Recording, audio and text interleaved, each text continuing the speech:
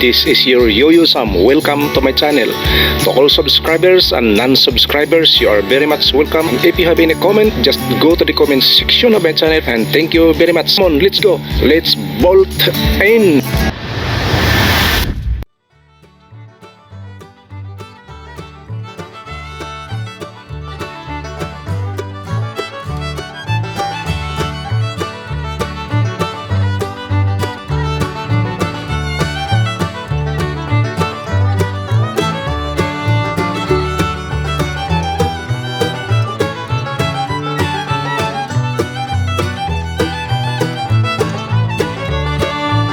Good morning, this is your Yo-Yo Sam. Welcome to my channel. Today is July 11, 2022. Sa umagang ito, kasi ngayon ay panay ang ulan dito sa amin, kaya lahat dito na mga fish ay nandito ngayon sila sa palayan upang manginginain, katulad ng leaf folder moth, rice bugs at saka grasshoppers. Ito yung dapat mong bantayan dahil itong grasshoppers ay kumakain din to siya ng dahon ng palay. Kung marami sila, maari yung dahon ng iyong palay ay mauubos. Yung leaf folder moth ay nagkaroon na rin sila ng mga larvae. Makikita nyo rito na yung mga dahon ng palay ay pinufold na nila ngayon dahil mayroon na itong laman dito sa loob. Mayroon na to dito siyang larvae na nakapaligid dito. Ayan, yung mayroon ng yung isa nakaalis na yata rito dahil wala na. Yung natira lang dito ay yung sa ngayon dahil masyadong maulan at ang mga dahon ng palay ay ito yung kadalasang makikita natin dito. Magkaroon siya ng puti-puti sa dahon ng palay pagkatapos ng pag-broadcast ng fertilizer. Ang dahilan nito ay malambot ang palay. Malaki ang tsansa na manginginain sila rito dahil mataba at madali nilang maitupi. Mayroong rice bugs at saka yung ladybugs, grasshoppers, nanginginain din yan sila, at isa pang leaf folder moth. Kaya nagkaroon ng mga pamuti-puti at may nagkaroon ng doon sa dulo ng dahon ng palay ay marami lang mga pinagbabahay-bahayan nila panahon ng tag-ulan. Kailangan mo talaga rito yung rice mini dikes o rice borders ay linisin mo upang maiwasan na maraming naninirahan dito, kasi dito nagbabahay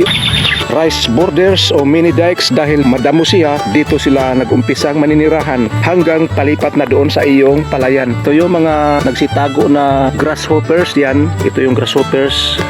Isa din yan sa salot ng iyong palayan, kasi pag yung grasshoppers ay nag-swarm na siya, marami ng grasshoppers, maari ang iyong palay within 24 hours o 48 hours ay maubos na yun ang dahon. Kasi yung dahon, dyan nila iniimbak ang mga nalulusaw na fertilizer na iyong binobroadcast. Pag nalusaw na siya, dadalhin yan doon sa dahon, at yung dahon naman ang siya ang prone area sa mga leaf folder moth at grasshoppers, rice bugs. Ito yun ang dapat mong agapan, at kailangan mo talaga mag-spray dahil panay ang ulan dito ngayon sa amin. Kanya mayroon din dito mga friendly spiders. Tulad dito, yung friendly spiders ay nagbabahay siya. Ayan, pwede rin siyang makikatulong sa mga iba-iba mga salot sa iyong palayan. Habang minimal pa lang, hindi pa masyadong marami, agapan na agad ng isang farmers, mag-spray na siya ng anti-pesticides upang malason, mamatay yung mga pesti. Dahil kung hindi mo siya agapan, nag-antay ka lang, walang mangyayari. Dito mayroon din mga rice bugs na nandito ngayon sa palayan. Ayan, nagkwampa sila, nagmating. Ayan, makikita nyo na dalawa sila nagpalit dahil nagpropagate yan sila dahil marami ngayon ang mga matatabang palay dahil nung isang snakes.